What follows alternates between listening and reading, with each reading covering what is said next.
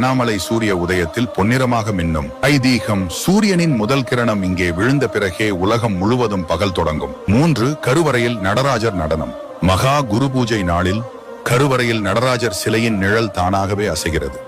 பக்தர்கள் இதை சிவனின் தாண்டவம் என பார்க்கிறார்கள். 4 1000 கால் மண்டபம். கோவிலின் 1000 கால் மண்டபம் என்ற பகுதியில் 953 தூண்கள் மட்டுமே உள்ளன. ரகசியம்: ஒவ்வொரு தூணையும் தட்டினால் வெவ்வேறு இடங்களில் ஒலி ஒலிக்கும்.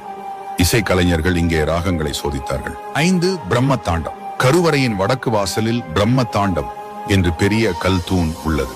8 முறை அந்த கல்லை தழுவினால் மனதின் காம எண்ணங்கள் அடங்கி ஆன்மீக ஒழுக்கம் காக்கப்படும் என்பது ஐதீகம். 6 கோவிலில் நிழல் இல்லாதது. கோவிலின் கோபுரம் மற்றும் கட்டிடங்களுக்கு நிழல் ஏற்படாது. காரணம், கோவில் சூரியனின் சந்திரனின் இயக்கத்திற்கு ஏற்ப கட்டப்பட்டுள்ளது. 7 பரிவார தெய்வங்களின் அதிசயங்கள். பாலமரம். கோவிலில் உள்ள ஒரு மரத்தில் பால் சுரக்கும்.